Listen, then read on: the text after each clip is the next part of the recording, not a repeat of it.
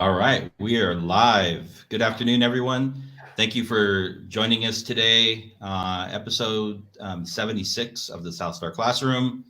We have an exciting show for you today. My name is David Castillo, one of the co-hosts, and we've got Mr. Charles Cole. Dr. Cole is doing some work travel right now, so he's unable to join us. But we have the rest of the team for an exciting conversation, hopefully useful. South Star Classroom comes to you every Friday at 3 p.m. Pacific time, 6 p.m. Eastern time.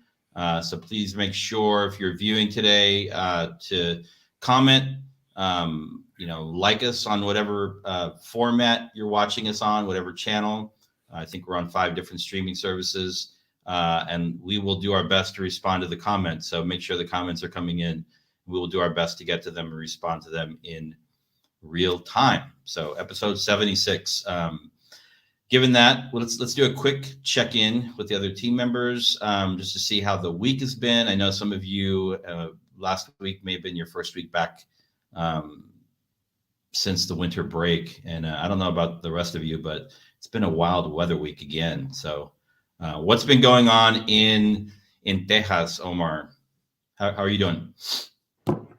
Yeah, I mean, before we even get started, shout out to the doc who's not with us, who will hopefully be with us next week. But huge shout out to Jubilee, who people are wondering, like, what's going on? Like, yes, our guest has now become a permanent fixture on the South Star Classroom. We couldn't be happier to welcome her permanently to the team. There's a lot of work that happens behind the scenes.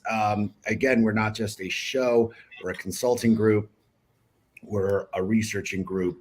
We have your backs when it comes to all things educational. So come hire us. And as we work this year and we start working through our book and our work, we implore you all not just to tune in, but really come join us on these background conversations, because we can and will be very willing to help you all as we progress in our work. And part of that is bringing on someone insanely talented like Jubilee. My big thing is saying hello to her, welcoming her to the full team. Texas is good, man. It's like 60 degrees outside, which is exactly 80 degrees hotter than where I was sitting in the negative 24-degree weather that I was stuck in Canada. And Canada is amazing. It's not typically that cold. It was Vancouver. Negative When our 24? first negative 24 degrees. I have never. You got to like wrap your head around that one. Yeah. It's insane. I mean, if you just uncovered any part of your body for 2 seconds, you would literally be wondering. Yeah, I mean, you're wondering whether or not you're starring in a Jack London novel or not. Yeah, man, to build a fire, you had to live inside of a wolf. It was cold, people. So Texas is wonderful right now. El Paso, as you all know, has been on the news a ton because we are at the heart and center of this entire migrant situation. Maybe a topic for a different day, but we have a very different lens about what's going on with the migrant population, as we always have, because El Paso literally means the pass. El Paso del Norte, the Pass of the North. This is where the Spanish came through. This was an area that the Aztecs and even purportedly the Mayans came through. This was a central meeting place for indigenous people. So it has a very special and sacred historical context. And now in present day, as you all can see on the news, massive migration coming through El Paso.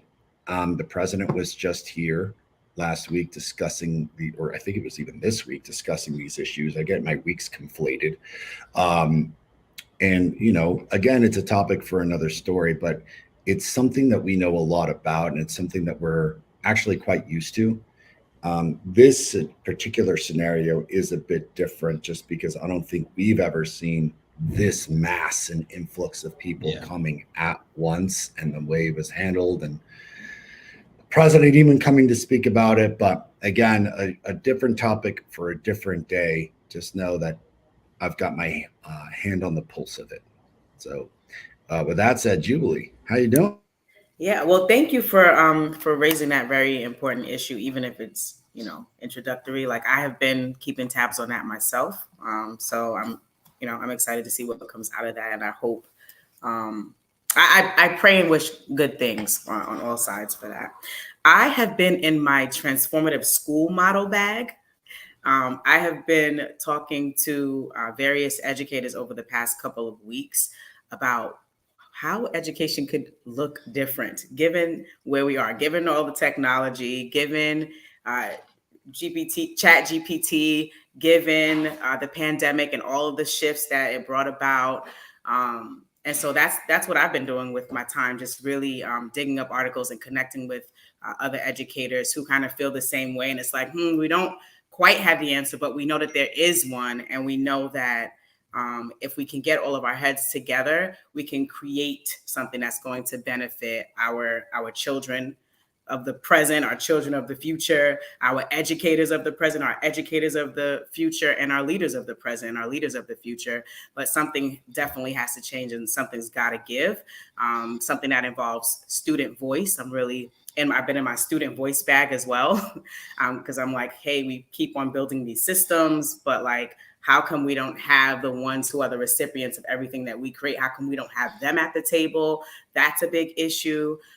So that's what I've been doing over the past couple of weeks, and singing and dancing. That's me.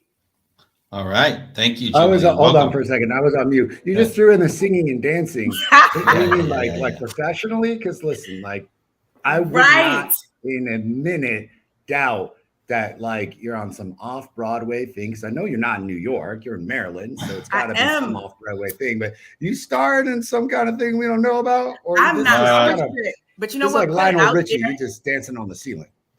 Well, I have dance parties every day because that's how I keep my joy up. I'm big on joy.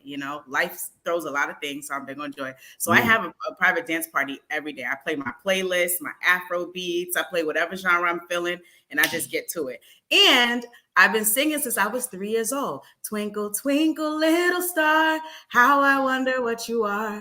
Up above the world so high, like a diamond in the sky. Twinkle, twinkle, little star, how I wonder what you are. So Beautiful. Beautiful. I don't even know if those are all the words, but yeah. So that's part of my joy factor. That's part of what I put out into the atmosphere. And yes, and it goes with my name. Look at that. And yes, one day I on brand. Yes. All right. Well, that was awesome. Thank you. Thank you for that. And David, what's up with you in your world? Yeah. So we came back to school this week, meaning my son. He dropped him off. They had an in-service teacher professional development day Monday, so he went back on Tuesday, and I'm just dropping him off. And he's been off for like 3 weeks. It's kind of like a little mini summer. And I was like, "Are you nervous?" I was kind of nervous dropping him off.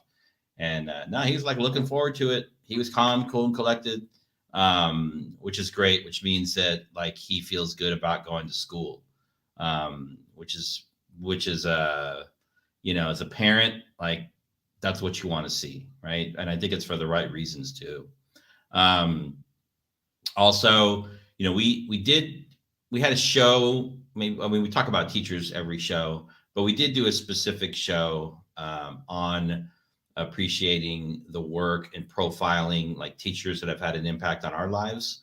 And so we talk about teachers that our students work with during the school day, but then we also talk about like coaches after school, dance coaches, whatever, students are doing outside of school, music teachers. And so my son has started doing jiu-jitsu.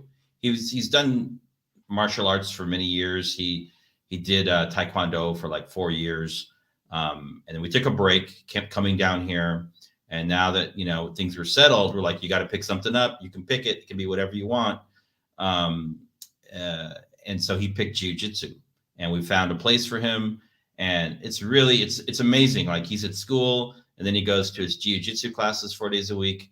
And it's like a little community there. And so yesterday, or last week, he's 12, and they're like, he's kind of on the large side, and they asked if they could promote him to the adult classes because he's a big 12-year-old, large.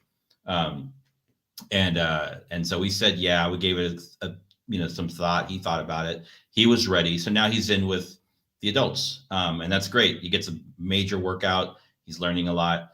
And yesterday he says, I want to go for so he gets out of school at like 3:30. His last class is PE. So I picked him up from school, fresh out of PE, and at their school, they treat PE like any other rigorous discipline. Like the kids are moving their bodies, right? I pick him up, and then he goes directly to a competition jiu-jitsu class for an hour, 15-minute break.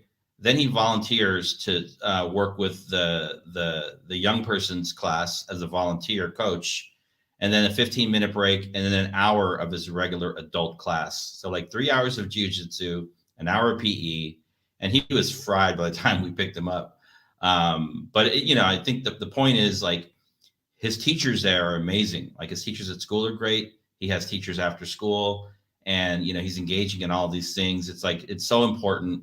I saw something about young people and obesity, that it's another pandemic that we're having, and the certain people communicating that young people should be on medication for obesity. And I was like, how about if you can set up your kids' life so they can get out and they can be physical, and PE is physical, and they're moving their bodies. They're outside, they're playing, they're doing stuff. That's what we should be focused on. And I'm glad that he's doing that. And it's cool because it's all self-motivated. He's asking for this stuff. So it's kind of like my parent spotlight for the week.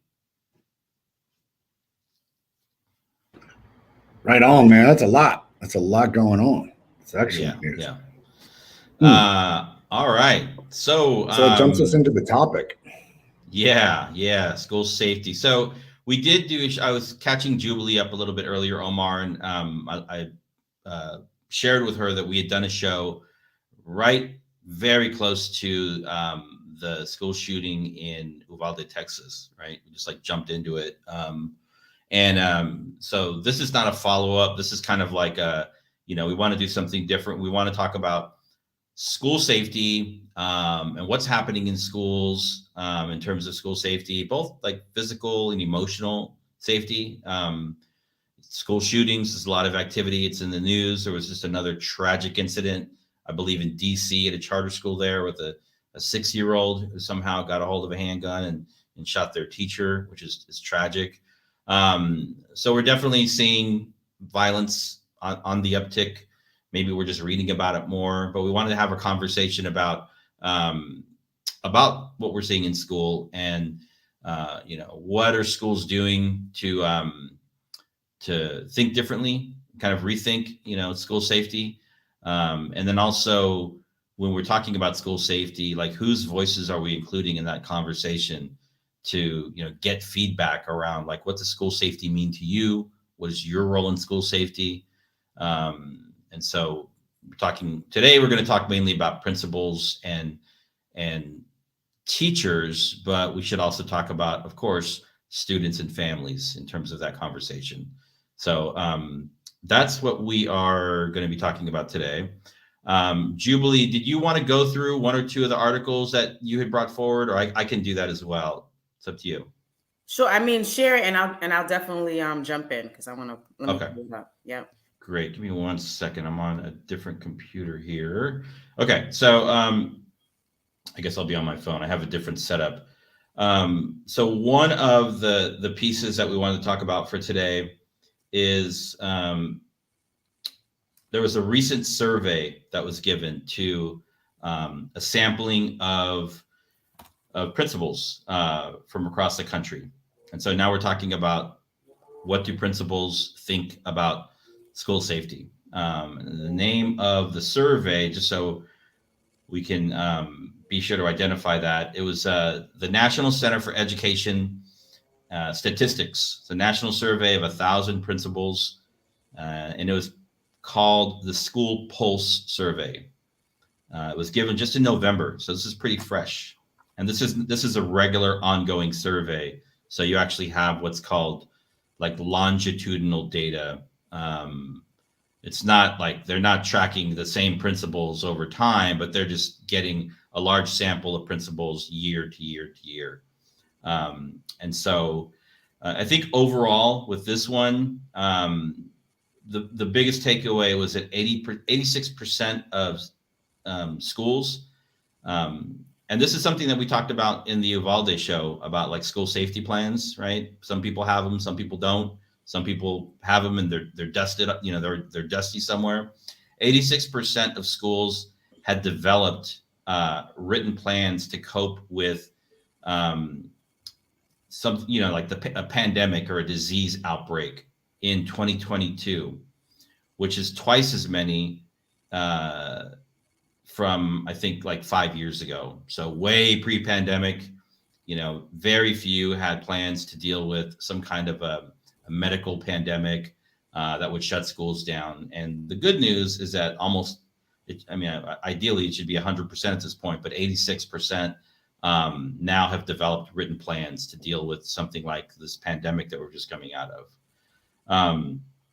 That was one of the takeaways. There was another big takeaway. Nearly all the schools, I think it came in at 80%, said that their teachers had recently been trained on what do they call it? Positive behavioral intervention strategies, what we call PBI, training to identify bullying in schools, signs of self-harm, suicide, and how schools intervene. And that was compared to that jumped up from 60% in previous years. So more schools are taking things like PBI, bullying, school climate issues more seriously and providing training to teachers. So those were two of the first data points, and then we can go into more, but just wanted to get your initial take on what you think, what you're seeing in this survey and what you make of these numbers. I mean, so from my opinion, just reviewing this whole have a written plan versus feeling very prepared, I think all has to do with training and transitioning that written document into a living document. And I think that that's kind of been the issue, or one of the issues in the education world anyway, right? So even when we go back to either school safety plans, or if we go back to school priorities or instructional foci for the year, right? You have to do certain things for compliance, and those kind of things stayed in that big old binder and wasn't really revisited like that. And that's not for everyone, right? Some principals really made an effort to ensure that whatever was in that manual or that document was inculcated into whatever was done on a daily basis at the school. But the issue is that's not always the case, right? And so it's like, my wondering is, for those that are scoring or doing the survey and thinking, okay, we have a plan and we also feel very prepared, what was it that got them to feel very prepared should one of these issues arise in the school, right? I see that suicide is a bit higher in terms of feeling prepared. And the pandemic disease outbreak, more principals felt prepared. And for me, my wondering is like, is that because they actually had to live through it? They actually had to implement the next steps connected to those things. And so they feel more prepared. So whatever was written down, they had to actually live it. So my initial take is like, how do we have a conversation around transitioning these documents into living documents that we actually put into place so that we are prepared? And then I won't jump to the next thing I'm thinking because Omar might want to jump in there. So I'll pass it to you, Omar. Yeah, let me share a couple of more data points before Omar goes. So looking at active shooter was feeling prepared. Yeah, I guess feeling like you feel prepared. Like, what does that actually mean? But active shooter being relatively high, responding to a natural disaster. I mean, that's something that we're just going to have to start to live with now, especially after this weather that we've had. And, these like, for example, this tornadoes that just ripped through like Alabama and the South just yesterday was pretty tragic. Dealing with suicide threats has generally gone up, bomb threats, and then pandemic disease. So I think across the board, what they're saying is that we have plans and that we are feeling, but there's a gap between having a plan and feeling very prepared, right? A plan is like, it's a document, right? Are you prepared to actually execute the plan? And that's where we see the gaps. Yeah, man. I mean, look, I think it was summarized really well. Like everyone knows if you've been in a school and you have that binder, everyone knows that like we got the plan and you submit it to the state and you got it there. I think, we've gone through several of these drills. And David, like your kids have, Jubilee, you know about them, and it kind of touches base with like the idea that we're going through these things and these drills. It's a matter of how far to the extent are these things happening and how conclusive these drills are. And this kind of touches into what I think Jubilee may be alluding to in the next conversation or the next advent of this conversation, which is like they're like, this is all important. How much time are we spending on these things? Yeah. And what are we driving forward in the narrative of our culture as a result? Like, do I want to be prepared for these things? Of course. Have we done drills where we've locked things down, where we've prepared ourselves? We've actually brought the plan into action? Yes. Are we taking even more measures here at EPLA? Absolutely. Starts getting to conversations about like, SROs and all those things and whether or not those are helpful or not. I think what I want to think about is, what is that spot between taking this very seriously and preparing ourselves and saying like, I want us to be in that statistic that you shared, David, where yeah, we've got a plan, but we know what to do. And the other side, which is not creating a predominance of fear on campus and saying like, anything could happen to us. We're about to get a tornado. We're about to like have an active shooter. The building's about to explode. Like, it seems like, holy smokes, man. And I can understand why some of these teachers feel like, I don't know if we got into the profession to do this stuff, because yes, these are important factors. That how much of it is corrosive, if you will, to the culture of the organization if taken too far.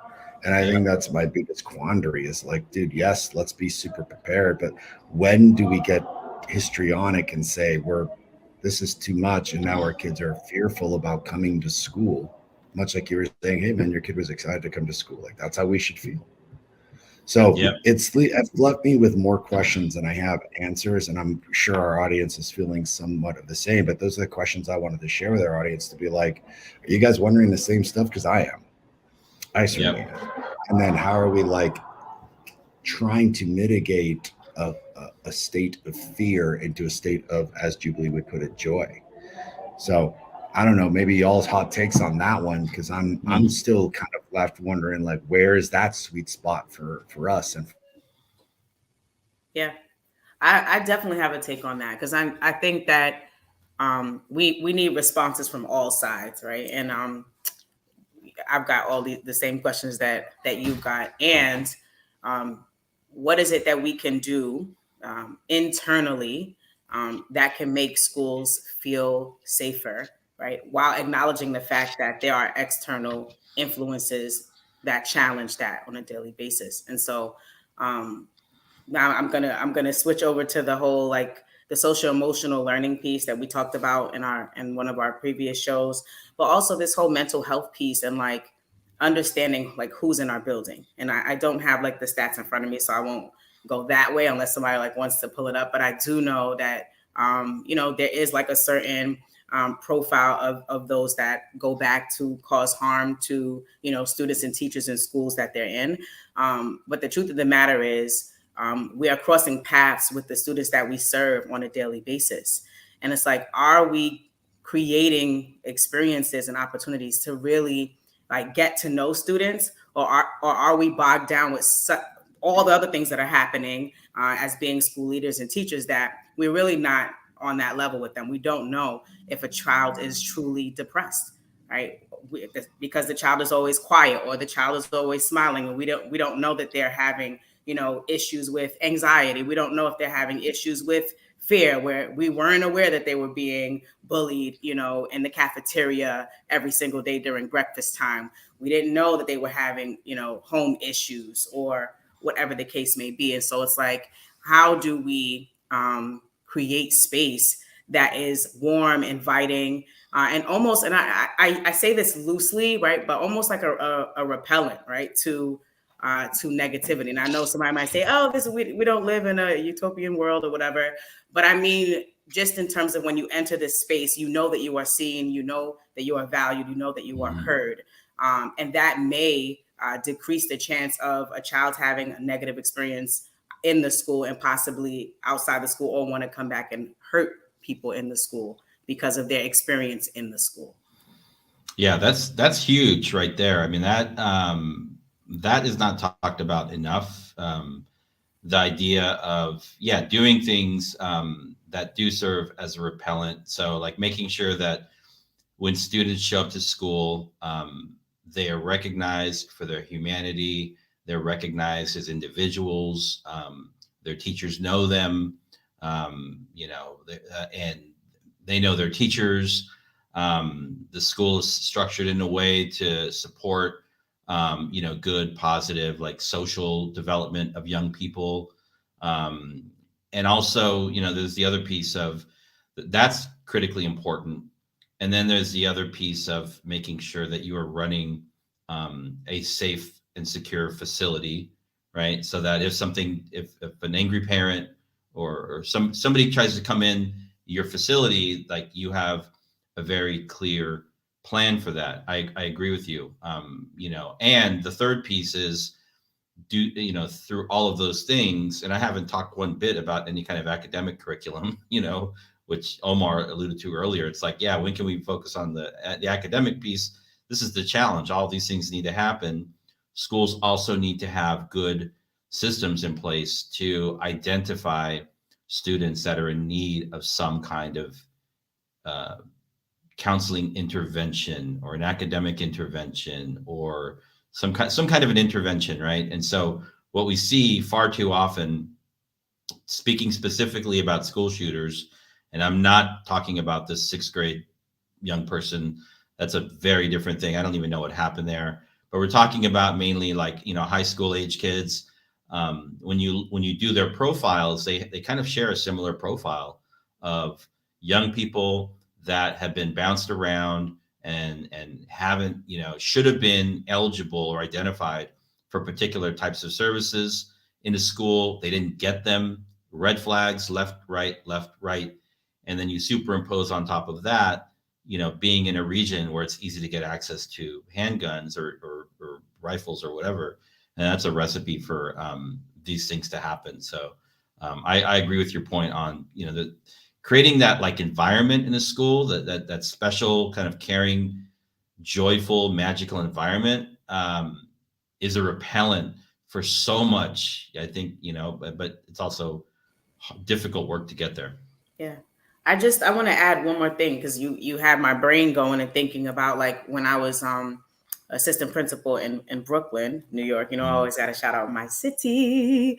But we had several students who were either connected to family members who were in gangs or had access to you know, firearms at very young ages, because I was elementary, you know. So but it was interesting, though they had you know, plans to carry out harm right outside the school, and though they gave us a run for our money many days, right, breaking up fights and, you know, all sorts of things, they didn't necessarily want to harm us as the leaders of the school, right? They may have had it out for another student in the school for whatever reason, but it was the rapport building there. And I'm not saying that this is the be all end all, like, oh, if we just build a relationship, then that's going to, you know, counteract what a school shooter is feeling. What I am saying is that our students were in many ways, not all of them, but many of them subjected to violence all the freaking time, right? But however, we built a community where it was a safe place for them. And yes, I had to keep several scholars right by my side, breakfast, lunch, dinner. Sometimes I have to walk them home, sit in their living room. And I know people are like, well, who's got time for all of that, right? And I'm not necessarily suggesting it. I'm just saying from my experience, we had students where that was the level that we had to go to build this rapport, right? And in return, right, they saw school as a safe space, even though they would still fight, right? They might still, steal somebody's cell phone. They didn't see it as a place that was a trigger to them. And so their response to us in that space was different. So I say that to say that school, being that warm community, being that safe space, right? It definitely is a powerful tool, right? It's a powerful tool, and it can help to counteract, negativity, like I said before, and unhealthy behaviors.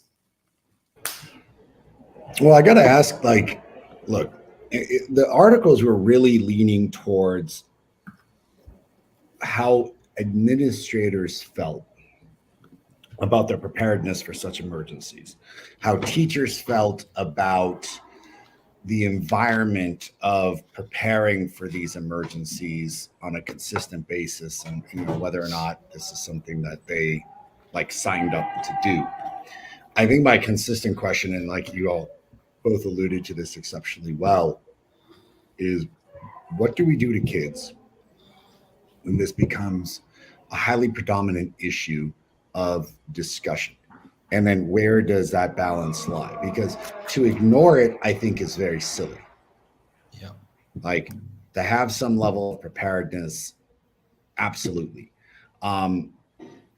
This is tangential, but I always wonder, in these scenarios, who gets too histrionic about it and makes it the biggest deal on earth, and therefore they're not only over prepared, but then what are the ramifications of those decisions? And if you just scared your children absolutely blind, wondering, oh my God, we're preparing for an active shooter all the time, is this something that I need to worry about on a consistent basis? David, you and I have had these conversations a lot, especially with our low income kiddos, where it's dude, listen, there's a lot of worries on our children's heads. Am I going to be safe walking home? Is there going to be someone at the house today that I didn't expect? Are we going to have electricity? Is there going to be enough food? Now you add to this thing, someone's going to come in and shoot this place up. I mean, it is no wonder that I think that there's probably, and there's probably some level of balance in that. Therapy has gone up because I think that the mind frame around it has gotten radically better. Data is better than it was in the 1980s. So you always hear people being well, in our day, we used to play with bikes outside. We used to be outside all the time. There wasn't any of this stuff. And I'm yeah, there was, dude, tons of it. It just wasn't reported and it wasn't chronicled. Now that's where I get into administrators that go overboard and it's too histrionic about it. Yeah. Or administrators that, listen, I fear that are doing the dog and pony show because it makes them look good. So now they're doing these things to make themselves look prepared and great in front of their community. And it's all about them instead of what's up with the kids. Yep. And I think that as we have these discussions, my biggest question consistently is, how does this affect the children? How do we mitigate these circumstances? Because what I didn't see on these statistics in terms of how people feel prepared was really the student voice. And we talked about this before we started the show. So kudos to David and Jubilee, because guys, I'm just following their take. They brought this one up and I'm man, that's a really good point. So kudos to them. I'm not going to take the glory on bringing up a brilliant idea. I'm just the first one in. Is they're right. God, man, where is the student voice in this one? Yeah. And how do they feel about this? And has anyone asked them? Because that was such a missing component that you all saw was glaring from these statistics. It's cool. We know how administrators feel. We have some anecdotal information about how teachers feel. how do kids feel? Yep. And is anyone asking them? Because, like, listen, dude, as an administrator, I'm trying to be genuine and trying to be prepared, but I'm also trying very much so to create a place of extreme comfort and happiness.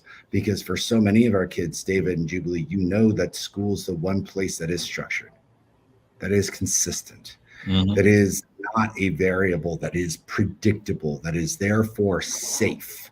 And kids feel good because it's a known entity. It's like, oh, well, I don't know what's going to happen at the house tonight, but I do know that this school functions like clockwork. Yep. And now all of a sudden you're throwing into the mix, like, well, kids, like tornadoes coming through or hurricanes coming through or droughts coming through. And now we've got, we have to worry about the kids and we got to worry about active shooters.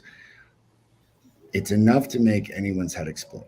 And I think for our students deal with so much, dude, are people thinking about this as like the last straw on the donkey's back for these children? Jesus. Yeah, I think to me, it makes my head explode. One of the I forget which piece it was that we looked at. I'm not sure if it was the teacher piece or the other one. I think it was the teacher piece, which hopefully we'll have time to get to. We can start talking about it now. They talked. I mean, one of the things that jumped out to me, which is like very much common sense, is like the federal government and state governments should be providing schools with resources to improve, campus safety. Yeah, man, right? it's expensive, all these things. man. It's expensive. It's very expensive, and they also shouldn't dictate how communities do it. Like that's something that makes so much sense, because creating a safe school environment at a rural school in Kansas is going to look different than the Bronx. It's going to look different in Miami. It's going to look different in Portland and Oakland and San Diego. So making sure that like local communities are empowered to actually have voice in how schools go about balancing all the different needs, the academic needs, the general day-to-day running a school need, and then all of this other work around safety that we're talking about, both physical and mental and emotional. I do think so. I think that makes a whole lot of sense. Like local communities should be free to do the work to determine what makes sense for those communities, because especially in some of the communities that I've lived in and went to school in and then worked in, Oakland is a prime example, right? Where like most of my educators that worked in the schools that I led in Oakland like weren't from Oakland, and these are schools in like East Oakland, deep East Oakland, where we'd have weekly shootings.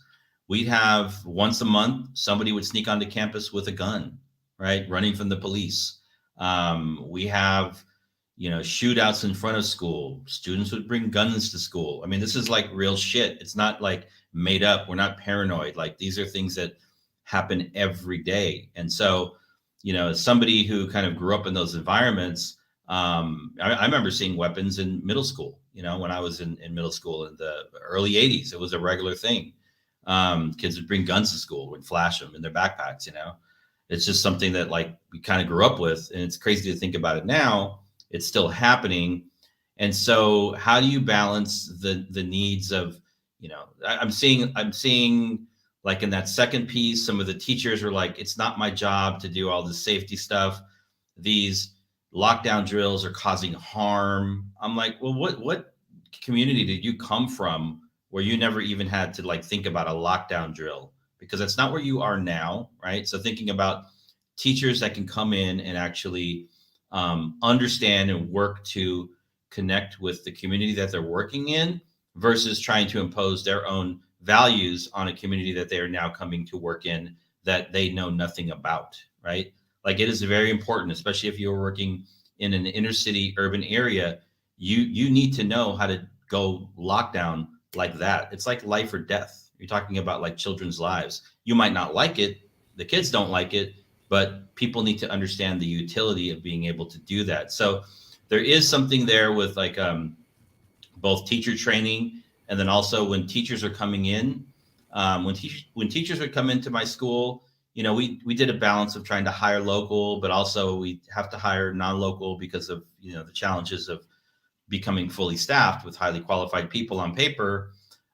We had highly qualified teachers that, came from, somewhere in New Hampshire, and they went to Stanford. No knock on Stanford, but you know what I'm saying. And then they be at a charter school in East Oakland. I was like, wow, this person's going to have like major wake up calls. So we would do work with teachers. We would have people come in. We would give presentations around what to look for in and around issues revolving around gangs. We would give teachers workshops and provide professional development in and around like identifying the impact, what different type of drugs look like and what you could look, what students would look like, so they could tell students who are, high on drugs or selling drugs. We would take teachers in our first beginning of the year Teacher Institute, like 2 weeks in August. We would do it at least twice. We're going to walk around the neighborhood. We're going to go get lunch at the taqueria down the street. And we're going to walk on these streets that these students come to school on and go home on, so you can understand this environment. And oftentimes it was very, chilling, and it was like a wake up call for them. But I'm like, yeah, these can be, and I love these places. I worked in them for 25 years. I grew up in them. But you've got to understand that there are, they can be dangerous places. And as you're working in a school, you have to be prepared. If you're a leader in a school, you have to be prepared to take action if some kind of threat comes onto your campus or is even around your campus. And for teachers to say, like, this is not my job, I didn't sign up for this, well, then you need to go work in a school where you don't have to do this kind of thing, is what I have to say. That really kind of gets me a little fired up. I get it. It gets me fired up too. It makes me think that, like, I mean, I've only worked in urban schools, right? So I chose to go back and work in the school, in the community where I grew up, right? And so that it was home to me. So I was aware of the goodness, and I was aware of the not so goodness, right? And so I definitely did sign up for that, I think that overall, we just need to take it more seriously, right? And so I would say, like, when I was principal, I'm like, listen, I know that nobody wants to have 82 jobs, right? Like, you are the teacher, the social worker, the nurse, right? Because that's just how education works, right? You sign up for one thing, and somehow you end up interviewing for 4 other jobs that you didn't necessarily want. But if you're leading and teaching from the heart, then you understand that that's like a part of the work. In my experience, I have seen, and I know this does not only fall on school safety officers, right? But I've seen staff members, right? Teachers, I've seen school safety officers sleeping on a job, right? And oh my goodness, I've seen teachers, school safety officers, right, on top of it, very vigilant, right? And the difference was the heart. Was like, listen, right? It was past this is just a job. They moved past that point. The ones that were vigilant, like, I want to be able to protect these children. I want to be able to show up. I move and treat these children as if they were my own. And I know that I would want my children to come home safe every day, right? Yeah. So they replaced the whole, this is a job with, no, I'm going to lead, I'm going to love, I'm going to teach with heart. I'm going to show care in my work. Right? I'm going to go the extra mile. I'm going to do another round in the building, even though I just did one and I'm only required to do one once every hour. I'm going to do another round because I know what happens around this time of day. Right. And it's like, we definitely need like an all hands on deck approach for that to happen. We need folks that have shifted from this is just a job to this is more than a job. Right. And yes, I'm still talking about safety, because when you have that as a heart set, I'll say, and a mindset, then the way that we all show up in our work is different. There's an extra amount of vigilance, I'll say, in that space. So that's my offering on that. So I get what you're saying, like, in terms of, bumping into your students in the street, right? Like, it carries weight when you understand where you are and there's a value for it. right? So Absolutely. Yeah. That I've got a whole lot to say on that, but I mean, for purposes of the show, No, man, say it, you man. know, Come on, man. Say it. well, no, I mean, Say it. say it, say Say it, it. say it. well, I'm not sure. I will say that, I've seen the same. And so with SROs on different campuses, in my whole time working in charter schools, and the charter schools I've worked in were literally in the same neighborhoods in the district schools that I've worked in, right? All East Oakland. Um, any charter school I ever worked at, we've never had security, zero. We were it, Wow. right? We set it up so it was all handled by administrators and other non-teaching staff. Even at the high school level, even in high school with we'd have straight up like gang warfare in the school, right? Wow. We handled it. In the district schools that I worked in Oakland, I saw the good, bad, and the ugly. Mostly the good and the bad and the ugly. My first like foray into working in a school was at a middle school in East Oakland, and I remember like it was like lunchtime, and the SROs had pulled all their cars onto the playground, and they were washing their cars, like playing music and like just having a hangout or whatever. And I was like, what are these guys doing? I was I was not an administrator. I was just starting out my career in education. So I was like observing, and I was like, they're getting paid. They're supposed to be keeping these kids safe, and they're like washing their cars and hanging out. I'm like, but you could say like, I don't know who these people are. That's a leadership issue for me. That means the principal of the school and the network soup and the soup, there are issues around expectations of your employees, or you just don't have any. And so some people default to like, I'm going to do the easiest shit that I can do. And my car's dirty, so I'm going to clean it because nobody's going to say anything to me. Right. And I've seen it work out in a positive way too, but mainly not. I've witnessed SROs, at some of the schools that I've worked around, like co-located, like a charter co-located with a district high school, and the SROs, they didn't function on our site, but we were on the same site, involved in drug transactions. Wow. This is like 2 years ago, okay, or 3 years ago, and I was like, this is wild. I've seen it all. I've seen it. You all seen it all. I've seen it all, and I was like, something when we talk about SROs, sometimes we just throw out the term like school resource officer. It's very generic, but I really think it means different things in different places. And if we talk, any position in a school, from SRO to librarian to cafeteria worker to maintenance worker to grounds to leadership to teacher to teacher's aide to whatever it is, there's something to be said for pulling everybody in, and as a leader, respecting them for the particular type of role that they have, and making sure that they understand what their role is, they're appreciated for their roles, and they're also held accountable for their roles, right? And oftentimes, due to whatever resources, we just tend to focus on like the teaching aspect of it, and we don't give enough attention and care and support to non-teaching roles. And I say that to say, like, anybody adult that's working on a school campus, you're a teacher. Yeah, I agree with that. I think Omar, that gets into I was just going to say, it gets into a larger conversation about like who we're hiring, what the culture is, and what the intent is, that what we do when we hire folks. Like be on the ground. I think it's one thing for us to talk to someone and be like, look, I'm just trying to clock in. I'm just trying to clock out. I'm just trying to do this and do that. And I'm like, listen, like these kids need more. We need more. And it's difficult because you got to find the people within the profession that don't look at this simply as a profession, but a calling, something that they want to have. It's what Jubilee said, have a greater level of heart in. It's what David alluded to. Like, dude, if you're washing cars outside, like, what are you doing? Because it's those people that are going to, I think, make the kids feel seen and loved and welcomed. And it's those things. Like, I had a long conversation years and years and years ago with a buddy of mine from grad school, and went to like public policy school. And this guy works in, let's just say he works in security, foreign. and domestic. So you may have an idea about what he does, right?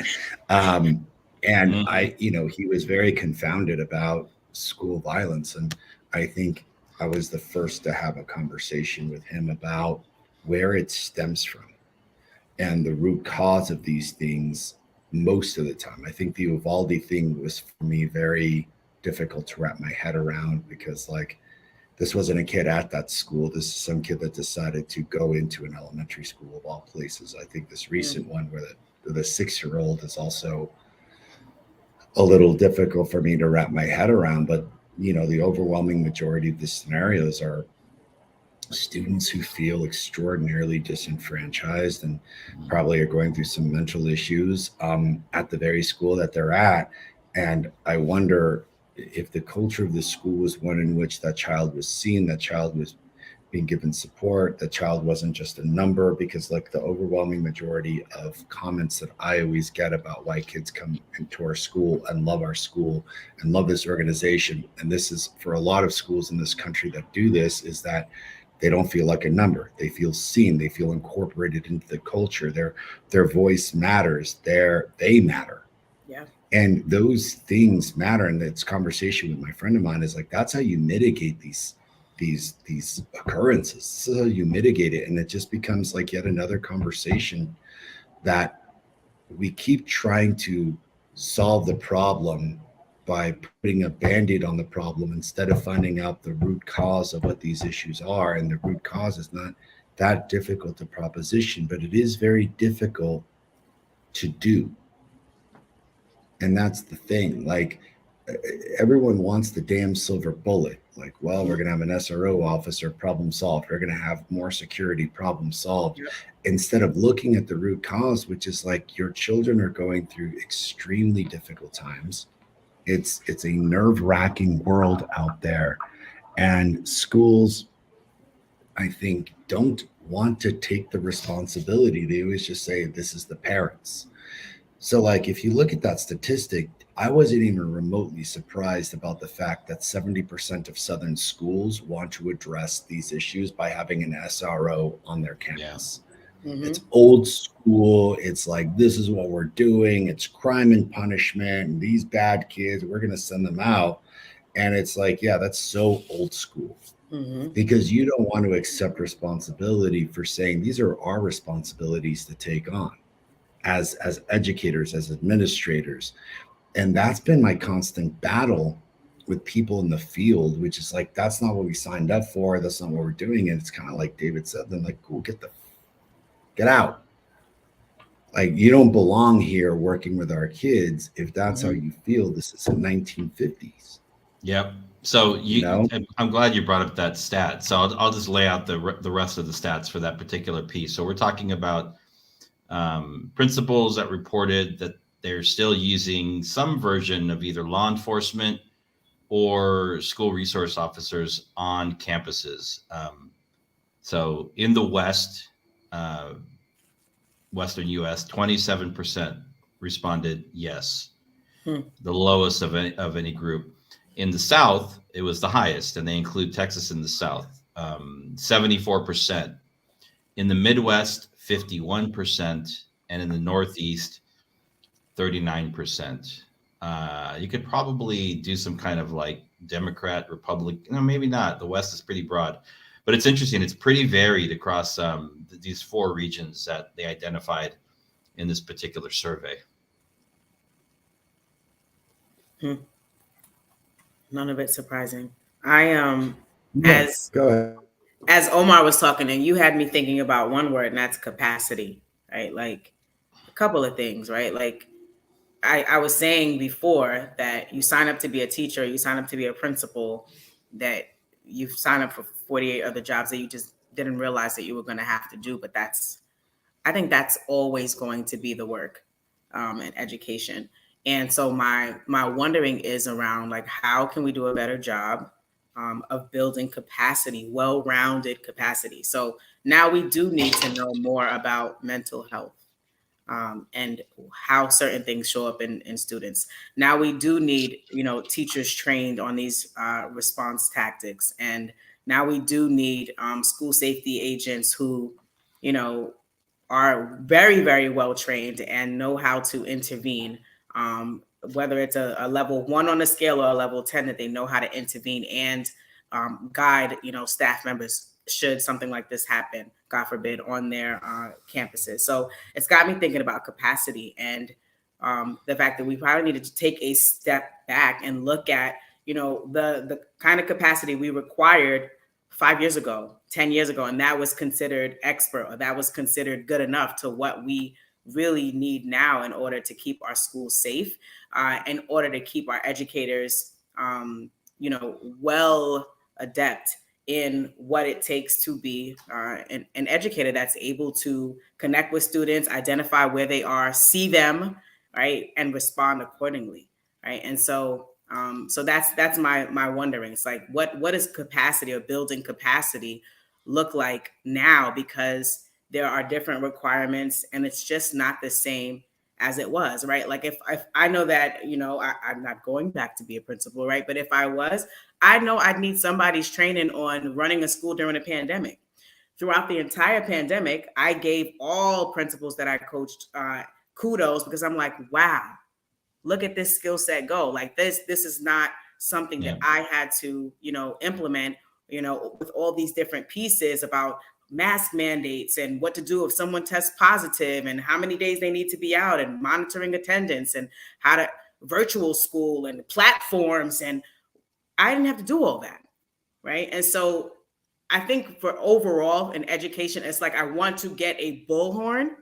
I want to stand like at the Capitol and be like, we are not the same.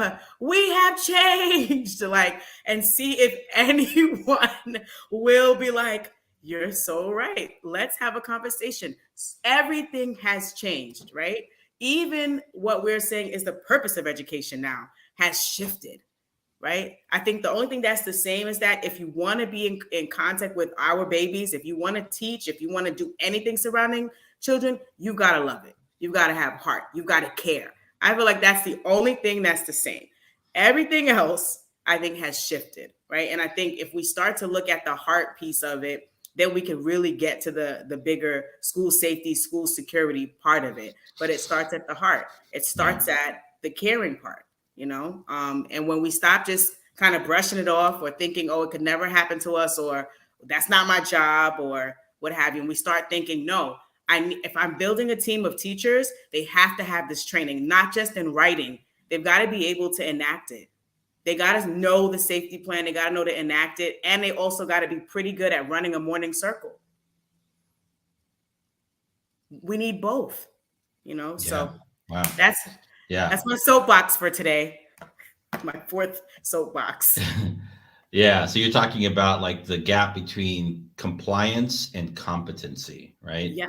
In all aspects of running a school. That was, So, so I'm going to do my closing thoughts now. We'll circle around. That was brilliant, Jubilee. Now I'm thinking like I'm forgetting what I was going to say, but now I just remembered. These different conversations always bring me back to like a very like common theme or a thread. And it has to do with accountability in schools. I'm not talking about test scores. What I'm talking about is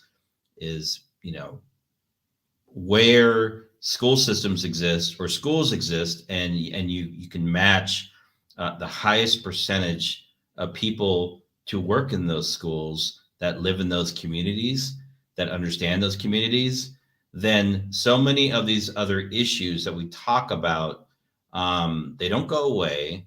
But there's something to be said for like real non-governmental accountability when you have community accountability.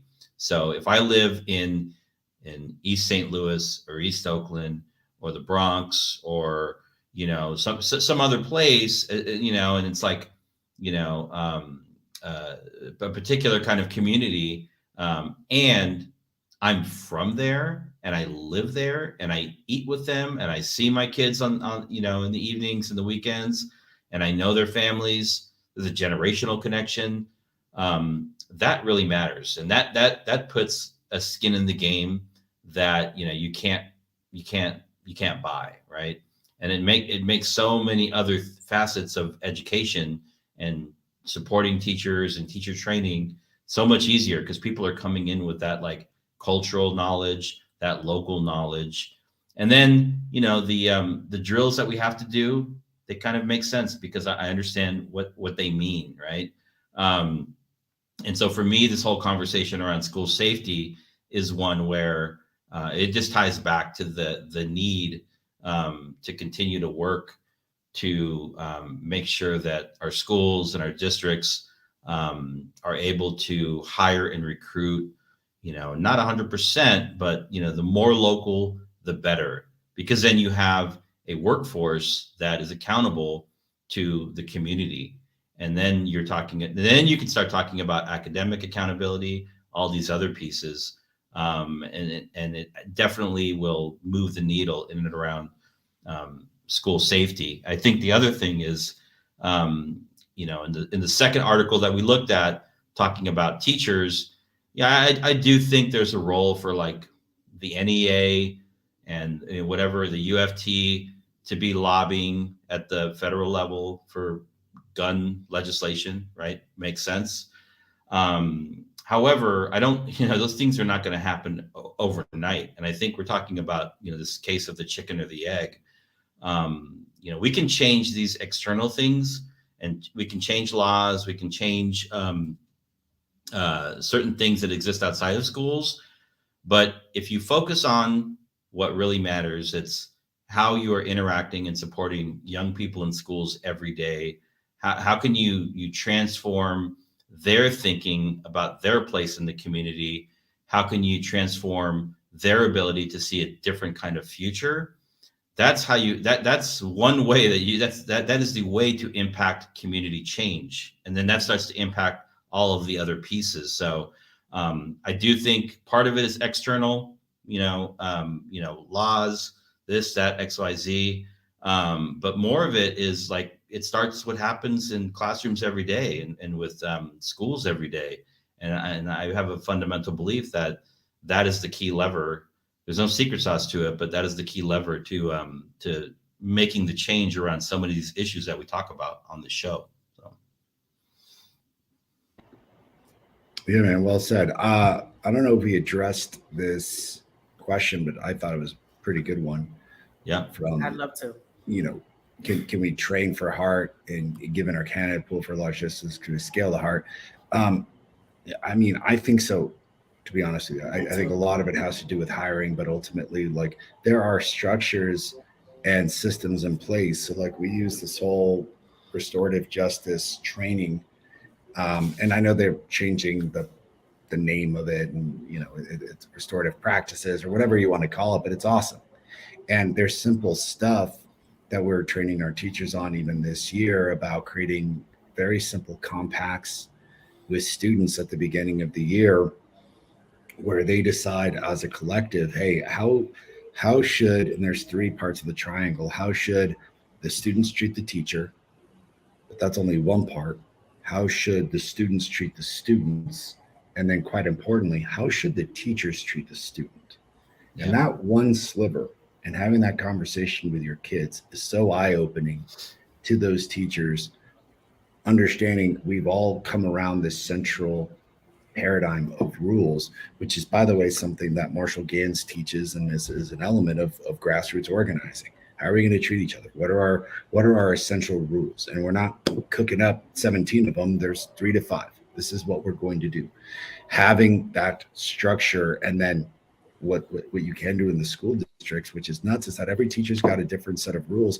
What if every teacher was able to do that? You created small learning communities, and those small learning communities had the exact same rules for every single teacher, so kids weren't worried about it.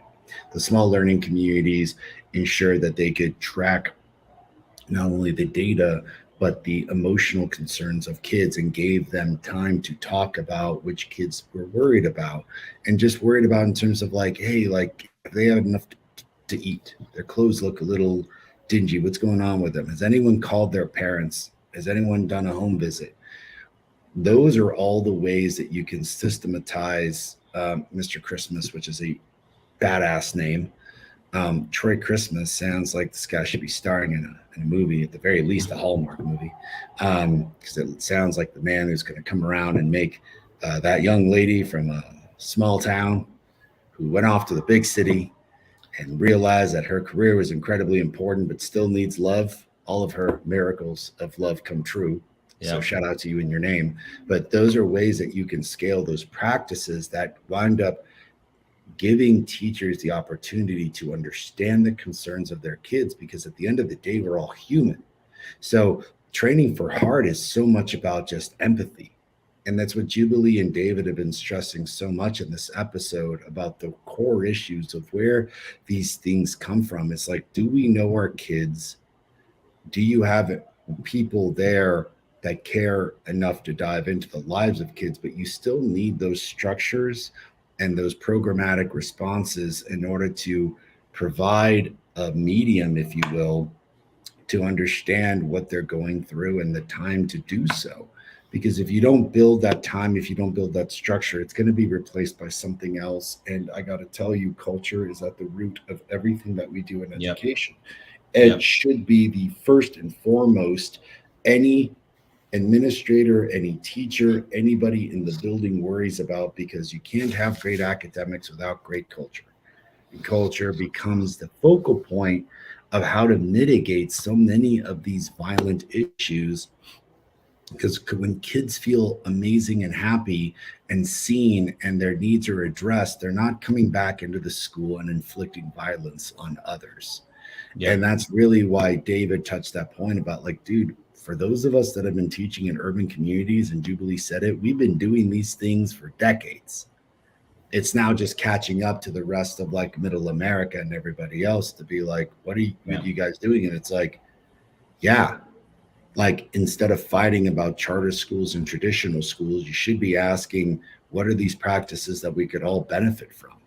And, you know, just to plug us, you should be asking the South Star Classroom what we can do to help your large district in terms of these practices, because we know what we're doing and we're happy to help and consult and get you all working on these practices. So those are just my final thoughts on the subject. And thank you, Mr. Christmas, for sharing your thoughts with us. Yeah, shout out Troy Christmas. Troy Christmas is a longtime Oakland educator, a longtime Oakland leader, and a longtime Oakland advocate for children.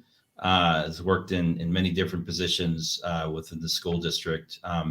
Some less comfortable, some more comfortable. But yeah, he's doing the work. I appreciate this question. His perspective is coming from, how do you do this in a large district? I think that train for heart is a very, very important question, and around this issue and around some of the other issues that we touch on the show. Maybe I might have to have Mr. Christmas up on a future show. So thank you for joining us, and thank you for the question. Yeah.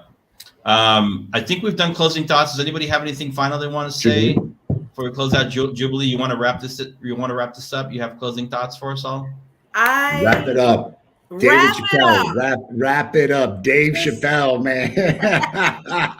I was gonna comment on Troy Christmas's thing, because I'm really commenting because I'm so passionate about training for heart, right? And I just feel like we're the only profession where we always got to get like the bad slice of the meat, or the short end of the stick, and it ends up impacting us in various ways, right?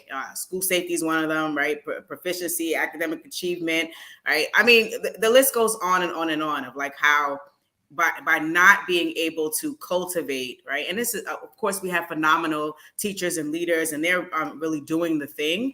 So this is not to slight them in any way, but we also know that in our profession, we have folks that are like literally waiting to retire, waiting for their paycheck, and they're not there for the children. And it's like, I will always be pushing to have a conversation and to figure out how we can cultivate, right, a workforce of teachers and leaders who are leading with heart, who are, building capacity to be responsive to what we're building towards, and not the schools of yesteryear. So that's my last thought for today. I don't know if it's connected to school security or safety or not, but just overall, we need to really shift our capacity, the capacity of our leaders and teachers, in order to match where schools are and where schools are going. And I feel like we have a perfect opportunity to start getting ahead of the game versus always having to be reactive. Oh, snap. Chat GPT, reactive, everything reactive. Like, I feel like we finally have a space where we can say, hey, stakeholders, come to the table. We need the students. We need the parents. We need the teachers. We need the leaders. We need the janitors. We need the school nurse. We need everybody at the table having this conversation about capacity so that we can be better in all areas as it relates to providing education for our children. That's it. Wrap it up, baby. All right. Well, thank you very much. Thank you, Omar. Thank you, Jubilee. Charles, you're out there doing the work. We missed you today, but we'll be back next week. South Star Classroom every Friday, 3 p.m. Pacific time, 6 p.m. Eastern time. Make sure to follow us on the various platforms that we are broadcasting on, and appreciate you all for joining us today. Peace out. Way to go.